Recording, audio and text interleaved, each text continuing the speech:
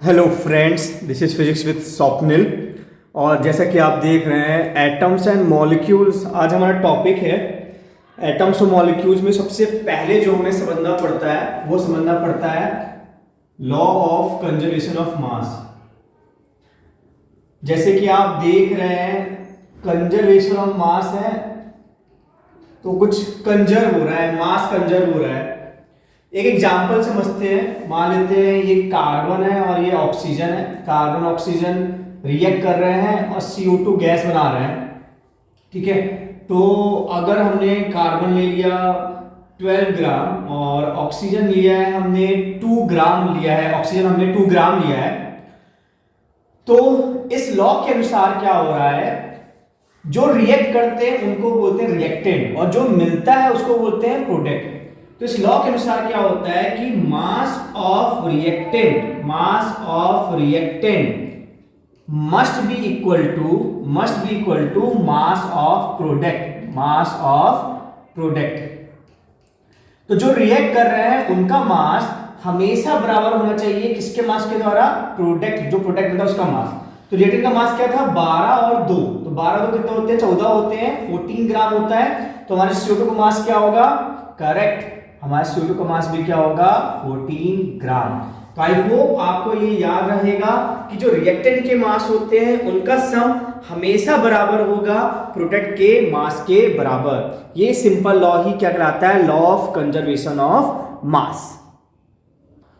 इसी में एक इंटरेस्टिंग एग्जांपल लेते हैं। आप बताइएगा कि क्या होना चाहिए आंसर। अगर हमने एक वुड लिया, एक लकड़ी ली, और वुड हमारी मान लेते हैं 500 ग्राम की है, 500 ग्राम की है, और उस वुड को हमने बर्न किया, तो हमें क्या मिलता है? करेक्ट, हमें क्या मिलती है? एस, हमें राख मिलती है ना। और राख मिली हमें, मान लीजिए 50 ग्राम की मिली राख, 50 ग्राम की। तो रिएक्टेंट का मास कितना था? मास ऑफ रिएक्टेंट क्या था? मास ऑफ रिएक्टेंट कितना था? 500 ग्राम। कितना था? 500 ग्राम। और मास ऑफ प्रोडक्ट क्या आ रहा है हमारे पास? मास ऑफ प्रोडक्ट क्या आ रहा है हमारे पास? मास ऑफ प्रोडक्ट आ रहा है हमारे पास 50 ग्राम। तो लॉ तो गलत हो गया। लॉ क्या कहता है? रिएक्टेंट का मास और प्रोडक्ट का मास क्या होना चाहिए? बराबर होना चाहिए। लेकिन ऐसा तो हो नहीं रहा है। तो आप क्या बता सकते हैं कि कहां पे गड़बड़ी हो रही है? क्योंकि लॉ तो सही है। तो ये जो अंतर आ रहा है वो इसलिए आ रहा है क्योंकि ना केवल ऐस आता है बल्कि स्मोक भी निकलता है, और वो जो गैस निकलती है स्मोक में CO2 गैस होती है। अब वो तो चली गई, उड़ गई। तो अगर एक क्लोज कंटेनर में वो CO2 गैस जो स्केप हुई है उसको अगर हम नापेंगे, उस CO2 गैस का जो वजन निकलेगा वो करेक्ट 450 ग्राम निकलेगा। कितना निकलेगा? 450 ग्राम निकलेगा। तो अब हम सेकेंड लॉ समझने वाले हैं। सेकेंड लॉ है लॉ ऑफ कांस्टेंट प्रोपोर्शन।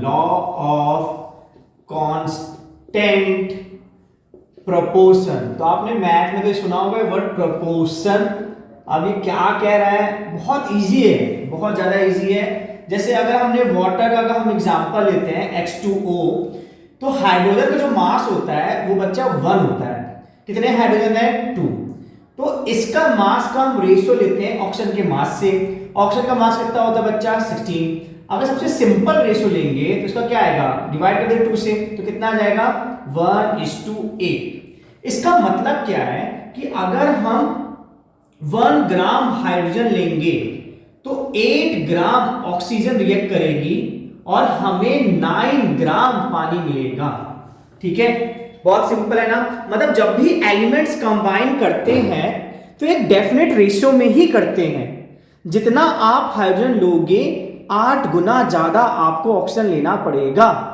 अगर आपने हाइड्रोजन 2 ग्राम ली तो ऑक्सीजन 16 ग्राम, अगर हाइड्रोजन 3 ग्राम ली तो ऑक्सीजन करेक्ट 24 ग्राम लेना पड़ेगा, 24 ग्राम लेना पड़ेगा। ठीक है, तो जो एलिमेंट्स होते हैं एक फिक्स रेशियो में कंबाइन होते हैं। एक और एग्जांपल लेते हैं, इसी में थोड़ा सा अगर मॉडिफाई कर दें कि what amount of oxygen react with react with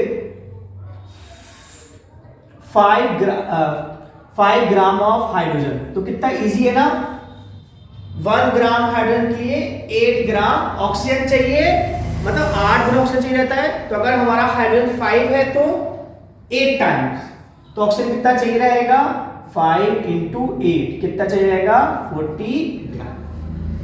okay, तो आई होप कि आपको समझ में आया होगा। चलिए एक और एग्जांपल लेते हैं, अमोनिया का एग्जांपल लेते हैं समझने के लिए। अमोनिया NH3 हमने लिया, तो नाइट्रोजन का जो मास होता है बच्चा वो 14 होता है, हाइड्रोजन का मास 1 होता है, कितने हाइड्रोजन है, 3 है, तो हमारा रेशियो हो गया 14:3, मतलब 14 ग्राम नाइट्रोजन रिएक्ट करेगा 3 ग्राम हाइड्रोजन से, तो कितनी अमोनिया बनेगी। कौन सा लॉ हो रहा है उपयोग, law of conservation of mass, क्योंकि रिएक्टर कितना है, 17 है, 14 + 3 17 होता है, तो प्रोडक्ट कितना होगा, 17 ग्राम होगा, तो प्रोडक्ट कितना पड़ेगा, 17 ग्राम ऑफ अमोनिया बन जाएगा। तो अगर इसमें क्वेश्चन लेते हैं कि अगर हम 28 ग्राम नाइट्रोजन ले रहे हैं, तो what amount of hydrogen react with 28 gram of nitrogen, 28 gram nitrogen के साथ कितने ग्राम हाइड्रोजन रिएक्ट करेगा, तो 14 ग्राम के साथ अगर 3 ग्राम है हाइड्रोजन का, ठीक है, तो 28 ग्राम के साथ क्या होगा, इसका अगर हम डबल लें तो इसका भी क्या लेना पड़ेगा, डबल लेना पड़ेगा, तो आंसर हो जाएगा 6 ग्राम हाइड्रोजन। ठीक है, जितना आप यहां मल्टीप्लाई करोगे उतना ही आपको यहां पे भी मल्टीप्लाई करना पड़ेगा। ठीक है, आई होप आपको ये समझ में आया होगा लॉ ऑफ कांस्टेंट प्रोपोर्शन। तो देखिए अब हमारा नेक्स्ट टॉपिक है डेल्टन्स पोस्टुलेट्स। डेल्टन एक महान साइंटिस्ट थे जिन्होंने दुनिया को बताया, उनको एटम का सूक्ष्म मतलब क्या बोले मैटर का सबसे सूक्ष्म रूप दिखाई दिया, छोटा रूप दिखाई दिया मैटर का। हम सब जानते हैं मैटर क्या होता है, जिसके पास मास होता है, जो स्पेस लेता है, जैसे हम चेयर हो गया, ब्लैक बोर्ड हो गया, एयर हो गया, वाटर हो गया। तो जैसे हनुमान जी को अपना बड़ा रूप का ज्ञान हुआ था जब उनको समुद्र पार करना था, उसी तरह डेल्टन को भी ये आया दिमाग में आया कि जो ये मैटर है उसका कोई ना कोई छोटा रूप होगा ही होगा, सूक्ष्म रूप होगा ही होगा, और वो छोटे रूप को जिससे वो बना हुआ है उसने उसको क्या बोला, एटम बोला। तो पहला उसका पोस्टुलेट बहुत स्ट्रांग है, और matter is made up of indivisible particle, individual particle. Matter is made up of atoms which cannot be divided, जो कि डिवाइड नहीं हो सकता है। ठीक है, सेकंड उसने बोला कि जब भी केमिकल रिएक्शंस होते हैं तो एटम्स पार्टिसिपेट करते हैं, और उस केमिकल रिएक्शन में एटम्स ना तो डिस्ट्रॉय होते हैं ना तो क्रिएट होते हैं। इसको समझने के लिए एग्जांपल लेते हैं। जैसे एग्जांपल लिया हमने C+O2 gives CO2। देखिए केवल और केवल क्या हुआ कि पहले C और O2 अलग थे और ये बॉन्डिंग बन गई दोनों के बीच में, कोई नया एटम ना आया ना कोई भी डिस्ट्रॉय हुआ। देखो एक C था, एक C है, 2 O है, 2 O है, तो ना जब कोई आएगा ना कुछ डिस्ट्रॉय हो रहा है तो क्या होगा, मास तो कंजर्व ही होगा ना। तो उसने यही बोला एटम्स जो होते हैं, atoms participate in chemical reaction, and atoms cannot be created or destroyed। और एटम ना तो क्रिएट हो सकते हैं ना तो डिस्ट्रॉय हो सकते हैं।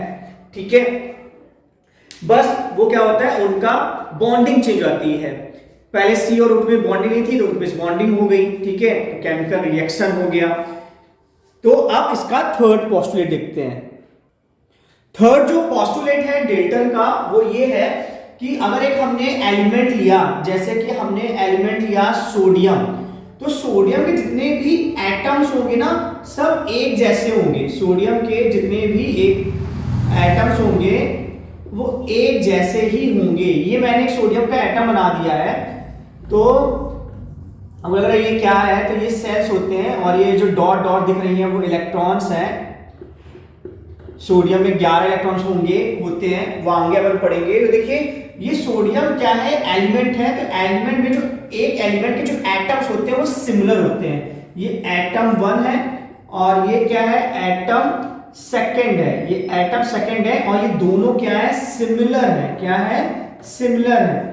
ठीक है, दोस्तों थर्ड पोस्टुलेट यही था कि एक एटम, एक एलिमेंट जो होता है, सोडियम हमारा एक एलिमेंट है और उसके जितने भी एटम्स होते हैं वो क्या होते हैं, सेम होते हैं। जितना एटम 1 का मास होगा उतनी एटम 2 का मास होगा। ठीक है, लेकिन अगर हम डिफरेंट एलिमेंट लें, अगर हम डिफरेंट एलिमेंट लेते हैं, एक कोई छोटा सा एलिमेंट लेते हैं, जैसे हीलियम ले लिया हमने, तो हीलियम का आप देखना कि हीलियम में ये आपको एटम का साइज कैसे दिख रहा है, छोटा बड़ा, बहुत ऑब्वियस बात है कितना छोटा साइज है। तो ये जो एटम है, ठीक है, अगर हम हीलियम के ही 2 एटम लें तो वो सिमिलर होंगे, वो आपस में तो सिमिलर होंगे। हीलियम का अगर हम एटम 1 डैश लें और ये एटम 2 डैश लें तो ये आपस में सिमिलर है। लेकिन आप खुद बताइए क्या हीलियम का एटम और सोडियम का एटम सेम है क्या? तो आंसर है नहीं, क्योंकि आप सामने देख रहे हैं हीलियम का एटम छोटा है, उसका मास कम है, और जो सोडियम का एटम वो बड़ा है, उसका मास ज्यादा है। तो एक एलिमेंट का खुद के एटम सिमिलर होते हैं, लेकिन अगर 2 डिफरेंट हम एलिमेंट ले लेते हैं तो उनके जो एटम्स होते हैं वो सिमिलर नहीं होते, या क्या बोले, डिसिमिलर होते हैं। ठीक है, तो यही पॉइंट है थर्ड और फोर्थ पोस्टुलेट। थर्ड पोस्टुलेट है कि एक एलिमेंट के जितने भी एटम होंगे सिमिलर होंगे, और फोर्थ पोस्टुलेट हमारा क्या है, डेल्टन का, कि डिफरेंट एलिमेंट्स के एटम्स क्या होते हैं, डिफरेंट होते हैं। ठीक है, तो डेल्टन का फिफ्थ और सिक्स्थ पोस्टुलेट देखते हैं। फिफ्थ पोस्टुलेट क्या बोल रहा है, atoms combine in ratio small whole number to form compound. ये भी बहुत सिंपल है। जैसे अगर हमने लिया H2O, हम पहले ही समझ चुके थे लॉ ऑफ कांस्टेंट प्रोपोर्शन, आपको याद है? देखिए फिर से याद दिला देते हैं। तो 2 हाइड्रोजन एक ऑक्सीजन के साथ कंबाइन कर रहा है, तो 2 क्या है, एक सिंपल होल नंबर तो है, और 1 क्या है, एक सिंपल होल नंबर है। सो 2 atoms of hydrogen combines with 1 atom of oxygen। तो वही बोला गया, जब भी कंपाउंड बनते हैं तो जो एटम्स होते हैं वो बहुत ही स्मॉल होल नंबर में कंबाइन होते हैं। ऐसा नहीं होगा कि 2.5 हाइड्रोजन 6.25 ऑक्सीजन के साथ कंबाइन कर रहा है, फ्रैक्शन में कभी कंबाइन नहीं करते हैं, लार्ज नंबर नहीं लेते हैं, एक छोटा सा स्मॉल होल नंबर लेके ही कंबाइन होते हैं और कंपाउंड बनाते हैं। सिक्स्थ बोल रहा है relative number and kind of atom are fixed in compound. जैसे हमने वाटर लिया, हमने पॉन्ड से लिया, वाटर हमने लिया टैप से लिया, तो आप देखो चाहे कहीं से भी हो, सोर्स कुछ भी हो, what ever be the source, what ever be the source, कुछ भी सोर्स हो, आप देखो कि अगर कंपाउंड वाटर है तो उसमें 2 हाइड्रोजन और 1 ऑक्सीजन होगा, तो जो रिलेटिव नंबर है कि मतलब हाइड्रोजन 2 होंगे, ऑक्सीजन 1 होंगे। ठीक है, और जो एलिमेंट्स हैं वो फिक्स होते हैं। ठीक है, वाटर में हमें आपको हाइड्रोजन और ऑक्सीजन ही मिलेगा हमेशा, चाहे कोई भी सोर्स हो, उनका जो रिलेटिव नंबर है 2 और 1 वो भी आपको क्या मिलेगा, सेम मिलेगा। तो ये लास्ट टॉपिक है इस वीडियो का, वो है डेल्टन पोस्टुलेट्स लिमिटेशन। क्या क्या लिमिटेशन है आप देख रहे हो, पहले लिखा है discovery of electron, proton and neutron, second लिखा है डिस्कवरी ऑफ आइसोटोप्स, थर्ड लिखा है डिस्कवरी ऑफ आइसोबार्स, और फोर्थ लिखा है एलोट्रॉप। चलिए इसको समझते हैं कि ये क्यों, इसकी लिमिटेशन क्या है। तो पहली जो लिमिटेशन वो है कि डेल्टन ने बोला था कि सबसे जो छोटा है वो एटम होता है, उससे छोटा कुछ भी नहीं है। लेकिन जब इलेक्ट्रॉन, प्रोटॉन और न्यूट्रॉन की डिस्कवरी हुई तो ये पता चला कि एटम्स भी छोटे क्या होते हैं, इलेक्ट्रॉन होते हैं, क्योंकि एटम खुद बना होता है इलेक्ट्रॉन, प्रोटॉन और न्यूट्रॉन से। तो उसका ये कहना कि एटम ही सबसे छोटा होता है, वो डिवाइड नहीं हो सकता, तो वो गलत हो गया। वो डिवाइड हो सकता है इलेक्ट्रॉन, प्रोटॉन, न्यूट्रॉन में। आगे जाके हम पढ़ेंगे कि प्रोटॉन और न्यूट्रॉन भी डिवाइड हो जाते हैं। प्रोटॉन और न्यूट्रॉन जो होते हैं वो क्वार्क से बनते हैं, ठीक है। अभी तक इलेक्ट्रॉन डिवाइड नहीं हुआ है। सेकंड क्या है, डिस्कवरी ऑफ आइसोटोप्स है। तो आइसोटोप्स क्या होते हैं, आइसोटोप्स में क्या होता है, एलिमेंट सेम होता है। जैसे एक एग्जांपल ले रहे हैं, अगर हम हाइड्रोजन की बात करें, आइसोटोप्स क्या होते हैं, हाइड्रोजन के दो आइसोटोप होते हैं, प्रोटियम और ड्यूटेरियम।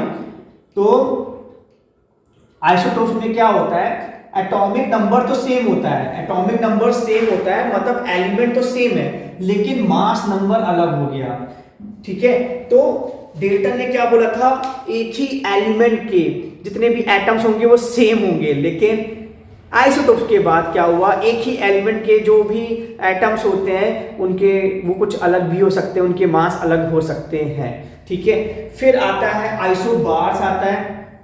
आइसोबार में जस्ट उल्टा हो जाता है, जैसे डेल्टन ने बोला था कि अगर डिफरेंट एलिमेंट होते हैं तो उनके मास कभी सेम नहीं होंगे, लेकिन आइसोबार में ऐसा होता ही है कि डिफरेंट एलिमेंट के भी मास सेम हो जाते हैं, ठीक है। तो डेल्टन का ये भी एक लिमिटेशन है।